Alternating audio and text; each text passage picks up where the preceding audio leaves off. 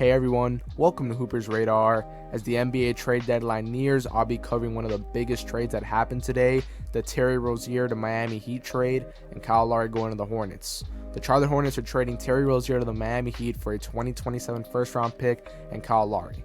So first thing first, this trade is huge for the Heat. They've been playing pretty well this year. As we do know, they've been lacking a bit on the offensive side, especially when Jimmy Butler is out of the lineup. They always manage to keep a very good defense, but Kyle Lowry just isn't the same. He doesn't impact the team the same. He's still a great leader, but his defense has definitely deteriorated and his offense a lot as well. And he's an aging point guard who really shouldn't be starting on any team at this point in his career. And the Miami Heat were trying to go for a big swap and a big upgrade at the point guard position, and they got their guy in Terry Rozier. I love this trade for the Heat. The Heat now get a very good scoring guard. Terry Rozier is a downgrade a bit in terms of defense with Kyle Lowry, but Kyle Lowry isn't that much better of a defender at this point in his career because Kyle Lowry is a lot older. Obviously, Kyle Lowry is still the better defender, but Terry Rozier is a high-energy, high-motor scorer who's been really good these past couple years and has been really good this season, to point out. Yeah, he's been on the Hornets, and you can say he's been putting up empty numbers, but even going back to when he was on the Celtics and the Celtics were looking to win, he was still very impactful there. So I'm trusting that Terry Rozier is still going to be very impactful and still bring that scoring punch to the Miami Heat who need it.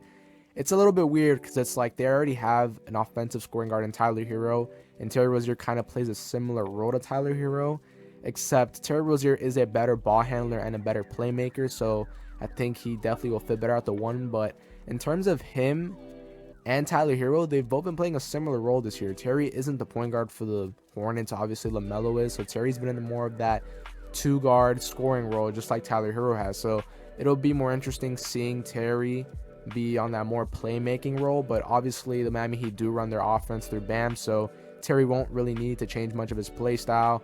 They're not going to rely much on his playmaking either. Terry is coming in to bring an offensive scoring punch to this Heat team that can very well use it. We obviously know that the Heat needed a lot more offense last year, and that's why they tried to go out and get Damian Lillard during the offseason. They also tried to get Beal, and those things didn't work out. But now they got Terry Rozier. He's not as good as those other two guys, but I think he's very underrated, and a lot of people are looking past how good this trade really is for the Heat. I think the Heat have definitely went up as a contender in the East and could definitely contend at least up there with the Milwaukee Bucks.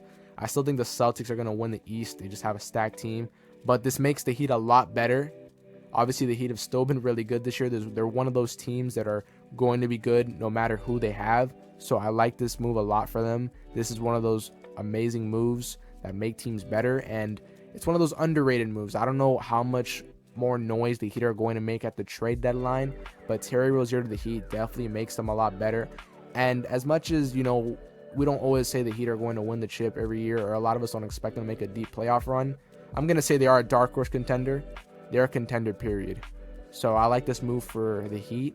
They get a scoring punch on that lineup, and the Heat still remain some depth. I mean, they only gave up a 2027 first round pick, which is 3 years from now, which the Heat are already good at drafting. Giving up one pick isn't going to hurt them. And they give up Kyle Lowry, who is an expiring contract, I believe, and is an older veteran player who the Heat don't seem to think they're going to get much more out of him. So I like this a lot. Terry's still at a good age. He's just in his prime now. And I think he has a very good, he kind of embodies Heat culture a bit. I think his character and the way he is. And now that he's finally going to play for way more impactful reasons, I think we're really going to start seeing Terry, turn it up a bit. And I just like this move a lot for the Heat. It's a very underrated move. And we'll see what else happens as the trade deadline nears.